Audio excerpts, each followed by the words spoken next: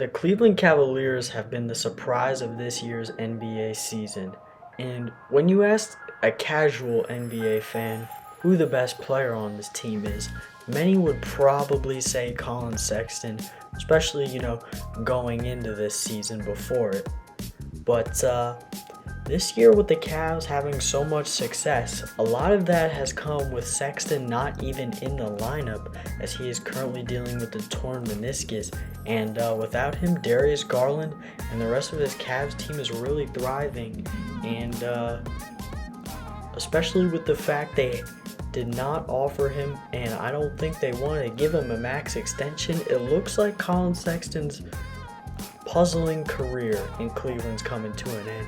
At times, he really did show brilliance, and everybody knows how talented of a player he is, but it seems like he needs a change of scenery. And today we're going to be talking about Collin Sexton's career in Cleveland possibly coming to an end, and what's next for the guard out of Alabama in his fourth year.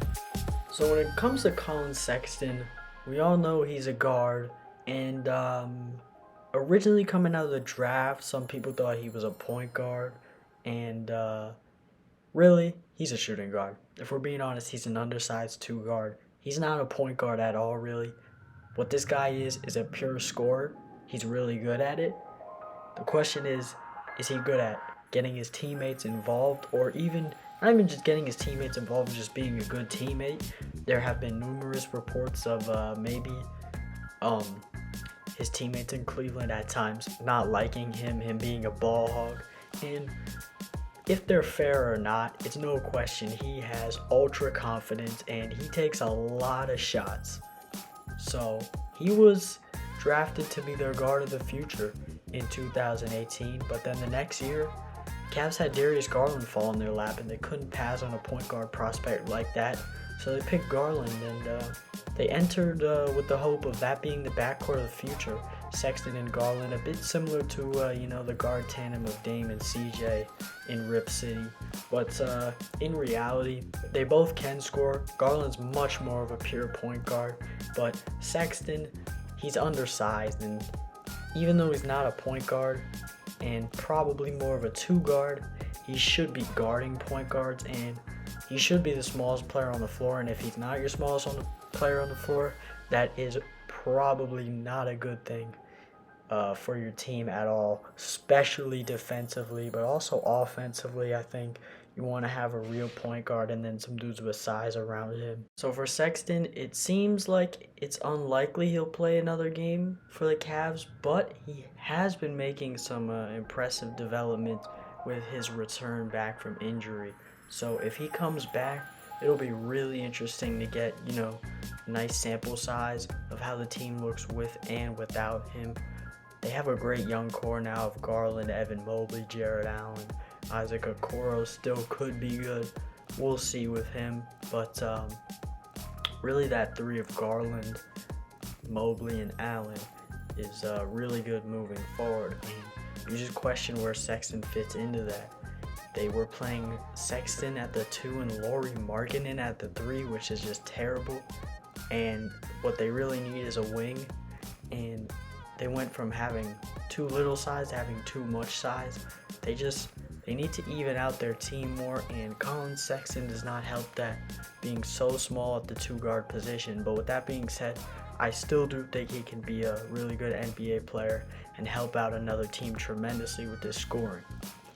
He's a really good scorer. Is he good enough to be a number one option on a really good team? Probably not, but if he can learn to, more often play with other players and pass the ball at the right time, I think he could be a really, really good complementary scorer, similar to what Jamal Murray is with Nikola Jokic.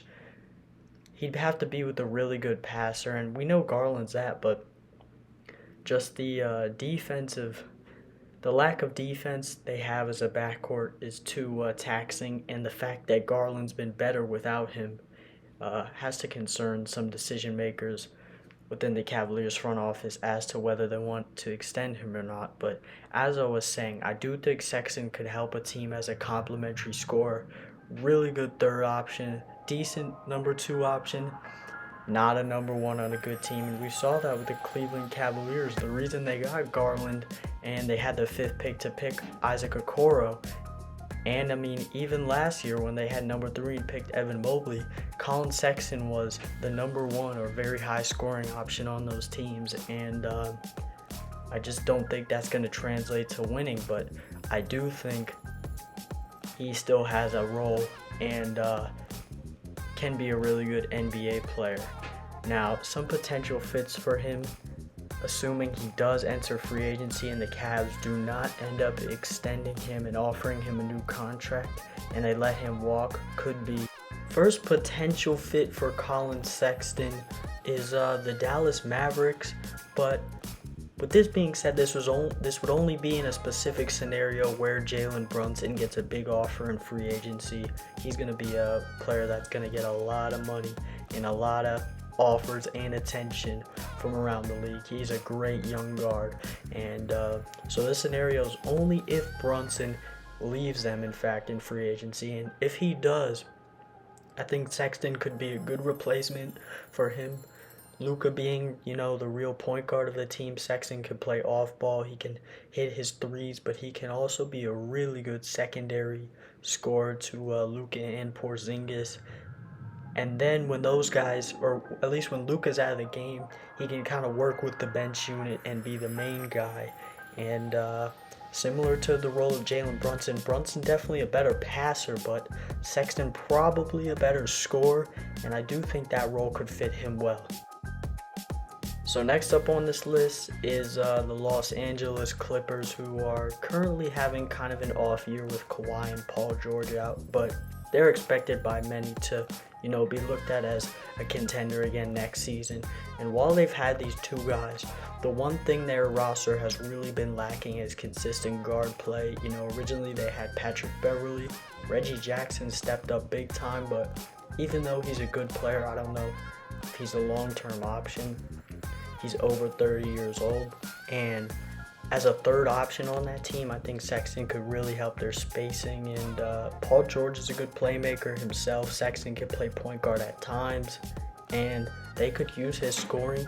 They have good defenders around him too, because Sexton's not a great defender on his own, so they would still, maintain being a good defensive team, most likely even with Collin Sexton on their team.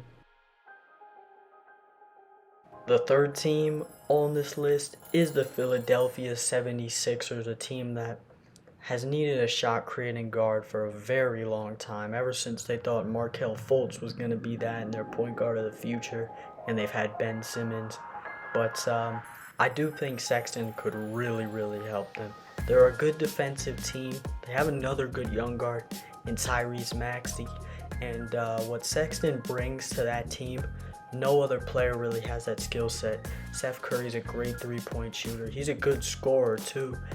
Tobias Harris is a decent scorer. He's having not a great year though, but Sexton's volume of scoring and efficiency is like no player on the Sixers, and I really think they could have used him during that playoff run last year where they lost in the second round to the Hawks, and their offense just got really dry. And one player Sexton would really complement well, I feel, is Matisse Thybulle, who pretty much is the exact opposite type of player of Sexton, all defense, and that mix of offense and defense in a lineup for the Sixers could be really dangerous. Now, the last team on this list is the Los Angeles Lakers. Obviously, Russell Westbrook really hasn't worked out with them, and I think there's a good chance he could be on the move again, which is pretty crazy. He played like the first 10 or so years with OKC, and now he's going to be traded 4 straight times or something. He may stay this whole year, but this offseason I think it's very likely he's on the move once again. And looking at a guard to replace Westbrook, I think Sexton, who, as we discussed, is a free agent this summer, could really complement LeBron well. Sexton's a really efficient scorer, which I feel like sometimes people don't give him enough credit for. He averaged almost 25 last year and was uber efficient while doing it with a really bad team around him last year on that Cavaliers squad. And his three-point shooting and scoring is kind of what they want from Malik Monk, but Malik Monk just really isn't as good. He's a decent player, and Malik Monk has helped the Lakers at times this year, but what they're looking for from Malik Monk and the reason they signed him, Sexton can give you that 10 times better. The scoring, I mean, Sexton's not a great passer, but he's a better playmaker as well. He can lead the bench unit. He's a great three-point shooter. He's just an all-around really good scorer, and at times can be the point guard when LeBron is out of games, which they were looking for Westbrook to do, but it really hasn't worked out, and LeBron needs floor spacers, and Westbrook really just doesn't apply that. So there are some potential destinations for Collin Sexton if he does leave the Cavs. Thank you for watching. Make sure to like and subscribe.